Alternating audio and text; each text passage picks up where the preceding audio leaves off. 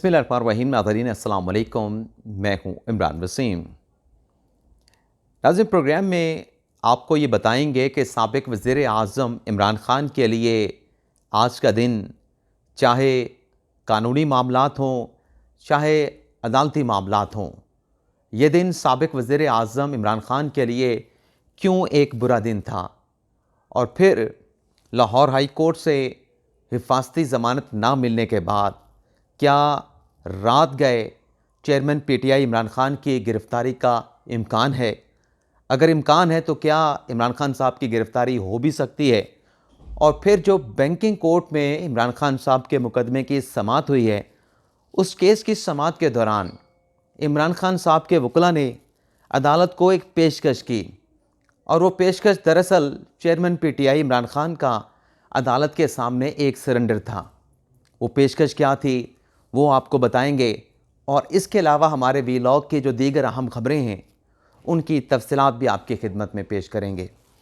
तो पहली खबर से गुफ्तगू का आगाज़ करते हैं। नाज़रीन, एटीसी अदालत ने इमरान ख़ान साहब की जो ज़मानत थी उसे रिजेक्ट कर दिया। उसके बाद ये खबर सामने आई कि इमरान ख़ान साहब जो हैं वो हिफाजती ज़मानत के लिए लाहौर हाई कोर्ट से रजू करेंगे। बल्कि एटीसी अदालत के जो जज साहब थे, राजा जवाद अब्बास साहब, उन्होंने ख़ुद बाबर रवान साहब ने कहा कि मैं तो आपकी जो ज़मानत है उसको रद्द कर रहा हूँ, ख़ारिज कर रहा हूँ, तो आप बेहतर है कि लाहौर हाई कोर्ट से हिफाजती ज़मानत ले लें। लेकिन आज यहाँ पे आपको ये भी बताते चलें कि अगर इमरान ख़ान साहब को लाहौर हाई कोर्ट से ज़मानत मिल भी जाए, यानी आज तो इमरान ख़ान साहब की ज़मानत नहीं हुई, कल अगर इमरान ख़ान साहब की लाहौर हाई कोर्ट से ज़मानत हो भी जाती है तो ये इमरान ख़ान साहब की कोई कन्फर्म ज़मानत नहीं होगी। इमरान ख़ान साहब को लाहौर हाई कोर्ट से ज़मानत हासिल करने के बाद फिर इस्लामाबाद की अदालत में, मुतलका अदालत में या लाहौर इस्लामाबाद हाई कोर्ट में ज़मानत के लिए आना पड़ेगा। अब ये जो ख़ान साहब की पूरी जो एक डिज़ायर है कि वो अदालतों में पेश ना हों, अदालत में पेश हुए बग़ैर उनकी जो इस्तिस्ना की दरख्वास्त है, उनका जो मेडिकल सर्टिफिकेट है, उसको एक्सेप्ट कर लिया जाए और ज़मानत जो है वो इमरान ख़ान साहब की या तो एक्सटेंड कर दी जाए या फिर उसे जो है वो एक नई तारीख दे दी जाए, यानी अबूरी तौर पे उसमें एक्सटेंशन कर दी जाए। तो लाहौर हाई कोर्ट से ज़मानत मिलने के बाद भी ख़ान साहब को इस्लामाबाद आना पड़ेगा। इस्लामाबाद हाई कोर्ट से ज़मानत ख़ान साहब ले लें या एटीसी अदालत से इमरान ख़ान साहब ज़मानत ले लें, उसके बाद भी ख़ान साहब को अपनी हाज़िरी को अदालत के सामने यकीनी बनाना होगा। अब बैंकिंग कोर्ट में क्या हुआ? बैंकिंग कोर्ट ने हुक्म यह दिया था कि इमरान ख़ान साहब आज के दिन अपनी हाज़िरी को यकीनी बनाएं, और फिर ख़ान साहब के जो वकील थे वो दलाइल क्या देते रहे? वो दलाइल ज़मानत की दरख्वास्त वाले नहीं देते रहे। वो ये दलाइल देते रहे कि ये मुकदमा जाली बनाया गया है, ये मुकदमा ठीक नहीं है, ये गैर कानूनी मुकदमा है, इल्ज़ामात बेबुनियाद हैं, मुकदमा भोंडे अंदाज में बनाया गया है, सियासी इंतकाम का निशाना बनाया जा रहा है। तो जज साहब ने कहा कि ये जो दलाइल हैं, ये ज़मानत की दरख्वास्तों पर ऐसे दलाइल नहीं दिए जाते, ये फैक्चुअल दलाइल हैं। जब केस पर आपका पेश होंगे, आप मेरिट के ऊपर दलाइल देंगे। जब केस के मेरिट के ऊपर आपसे दलाइल पूछे जाएंगे तो ये आप दलाइल तब दे सकते हैं। अभी तो ज़मानत का मामला है, आप ज़मानत वाले दलाइल दें। लेकिन ख़ान साहब के वकील ने ज़मानत वाले दलाइल नहीं दिए। इसके बाद फिर जब इस्लामाबाद हाई कोर्ट ने रोक दिया बैंकिंग कोर्ट को, जो इमरान ख़ान साहब को कहा गया कि 3:30 बजे आप अदालत में हाज़िर हो जाएँ, बसूरत दीगर कानून आपके ख़िलाफ़ हरकत में आएगा। अब उस पर भी कुछ तासुर लिया गया कि लाहौर इस्लामाबाद हाई कोर्ट ने इमरान ख़ान को हुक्म इम्तना मिल गया, देखें जी ख़ान साहब को अनटचेबल हैं, ख़ान साहब को कोई हाथ नहीं लगा सकता। गो कि ये तासुर काफ़ी हद तक दुरुस्त भी हो सकता है।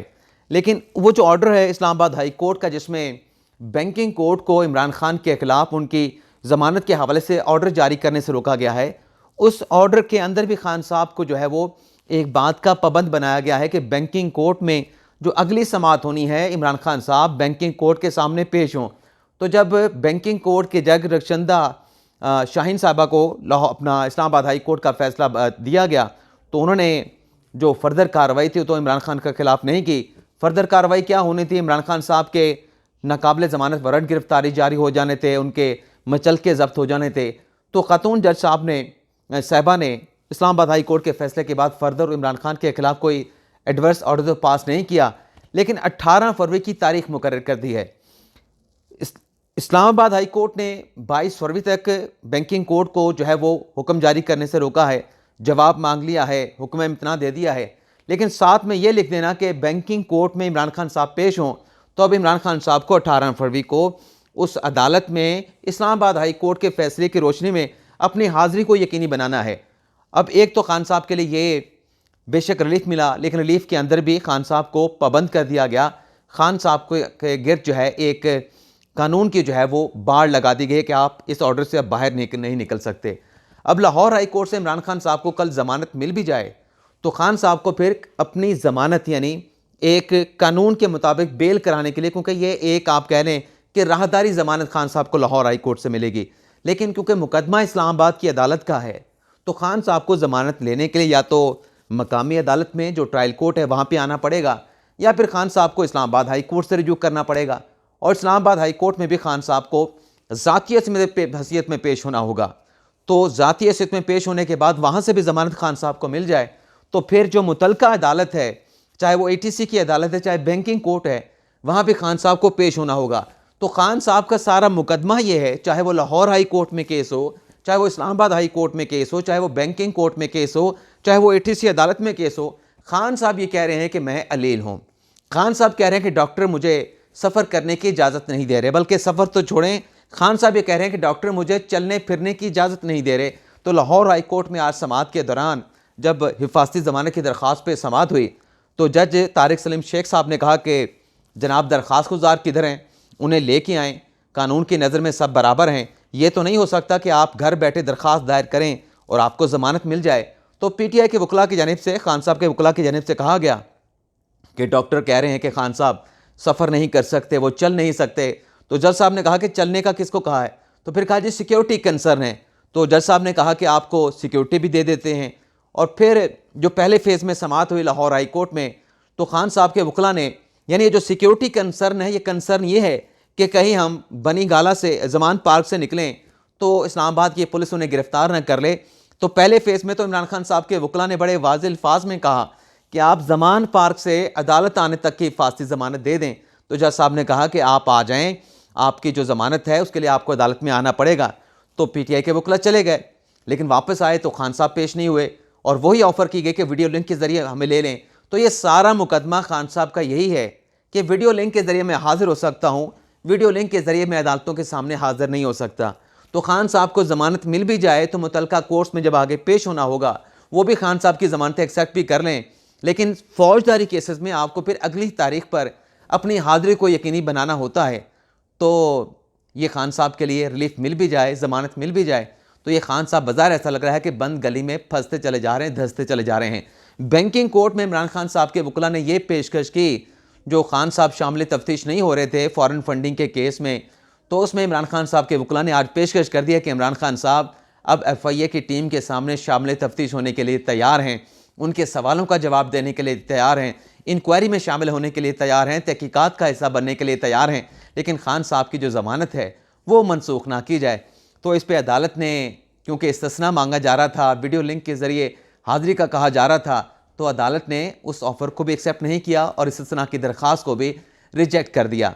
अब इसके बाद खान साहब की गिरफ़्तारी का क्या इम्कान है, क्योंकि नाज़रीन लाहौर हाई कोर्ट ने इमरान खान साहब की जो अबूरी या हिफाजती ज़मानत की दरख्वास्त है उस पर कोई अल्टीमेटली फ़ैसला नहीं किया, बल्कि सुबह 9 बजे तक मोहलत दे दी गई है कि इमरान खान साहब को 9 बजे तक मोहलत देते हैं कि वह अदालत के सामने पेश हो जाएँ।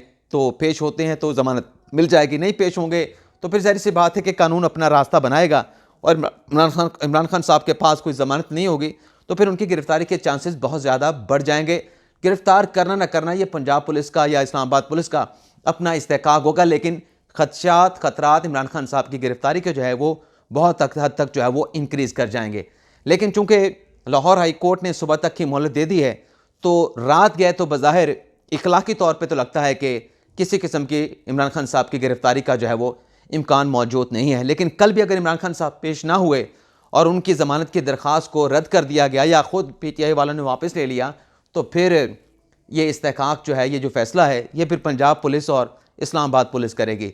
अब जो बाकी जो ख़बरें हैं आपके साथ हम शेयर करने जा रहे हैं उसमें नाज़रीन एक ख़बर तो ये है, बल्कि हाई कोर्ट ने तो ये भी कहा कि इमरान खान साहब को स्ट्रेचर पे ले आएँ, एम्बुलेंस पे ले आएँ, बयान हल्फी दे दें कि कल अपनी हाज़िरी को यकीनी बनाएंगे, लेकिन PTI के वकला ने अदालत को, इमरान खान साहब बात तो करते हैं कि मैं कानून की हुक्मरानी पर यकीन रखता हूँ, लेकिन खान साहब ने किसी किस्म की अदालत को यकीन दहानी नहीं करवाई।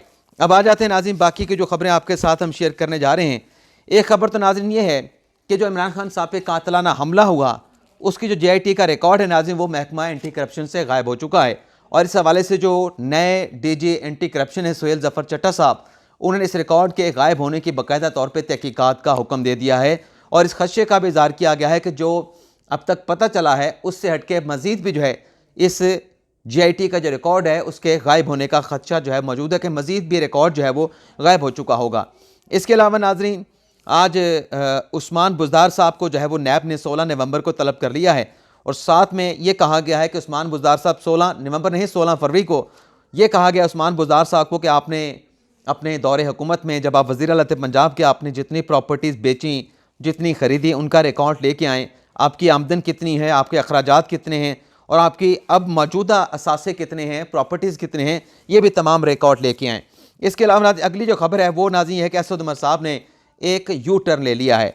कल नाज़रीन असद उमर साहब ने इलेक्शन कमीशन में अपना तहरीरी जवाब जमा करवाया और आज इलेक्शन कमीशन के उस तहरीरी जवाब को असद उमर साहब ने कहा कि मैंने जवाब तो जमा कराया है, लेकिन मैंने जो स्टेटमेंट इलेक्शन कमीशन के हवाले से दिया था, मैं अपनी उस बात पर कायम हूँ। और साथ ही असद उमर साहब ने यह भी कहा है कि मैंने अपने जो वकला हैं, यानी जो फैसल अपना अनवर मंसूर खान साहब हैं साबिक अटॉर्नी जनरल, उनसे कह दिया है कि मेरा जो जवाब आपने इलेक्शन कमीशन में जमा करवाया है, मेरा वो जवाब जो है आप इलेक्शन कमीशन से विड्रॉ कर लें। यानी इस केस में जो पहले असद उमर साहब ने अपनी जान छुड़वाने की कोशिश की, एक हाफ हार्टेड सी माफ़ी मांग के इलेक्शन कमीशन से, गो कि वो माफ़ी एक्सेप्ट होती है नहीं होती वो इलेक्शन कमीशन की अपनी सवाबदीद थी, लेकिन वो मरला आने से पहले ही जो प्रेशर आया असद उमर के ऊपर कि आप इलेक्शन कमीशन के खिलाफ किस किस्म के स्टेटमेंट देते रहे, क्या कुछ आपने इलेक्शन कमीशन के मुतल्लिक, इलेक्शन कमीशन के मेंबरान से मुतल्लिक, चीफ इलेक्शन कमिश्नर से मुतल्लिक नहीं कहा, अब आप उनसे माफ़ी मांग रहे हैं, तो ये दबाव जो है वो लगता है कि सह नहीं सके। और असद उमर साहब ने अब कहा है कि मैं अपना जवाब वापस लेने जा रहा हूँ। नाज़रीन पंजाब और खैबर पख्तूनख्वा के इंतखाबात की तारीख के हवाले से इलेक्शन कमीशन में जो इजलास हुआ है, ख़ास तौर पर पंजाब के हवाले से, उसमें नाज़रीन इलेक्शन कमीशन ने फैसला किया है कि जो एक आइनी बहरान पैदा हुआ है, इस पर उन्होंने ये फैसला किया है कि आइनी बहरान पर रहनुमाई ली जाएगी और इस सिलसिले में आला अदलिया से जो है वो रजू किया जाएगा। इसके अलावा नाज़रीन एक और ख़बर है वो भी आपके साथ शेयर कर लें। वो नाज़रीन खबर यह है कि पंजाब में इंतखाबात की तारीख के हवाले से जो एक तौहीन अदालत की दरख्वास्त दायर की गई थी, उस पर लाहौर हाई कोर्ट ने इलेक्शन कमीशन से पेशरफ रिपोर्ट तलब कर ली है कि जो लाहौर हाई कोर्ट ने फैसला दिया कि इलेक्शन कमीशन गवर्नर के साथ मुशावरत करके इलेक्शन करवाए 90 रोज़ के अंदर, तो अदालत के उस फैसले पे क्या पेशरफ्त हुई है, उस पे जो है वो अब लाहौर हाई कोर्ट ने जवाब मांग लिया है। तो ये था नाज़रीन आज का हमारा वीलॉग। आपसे इजाज़त चाहते हैं। अल्लाह ताला हम सब का हामी नासिर हो। अपनी दुआओं में याद रखिएगा। अल्लाह हाफिज़।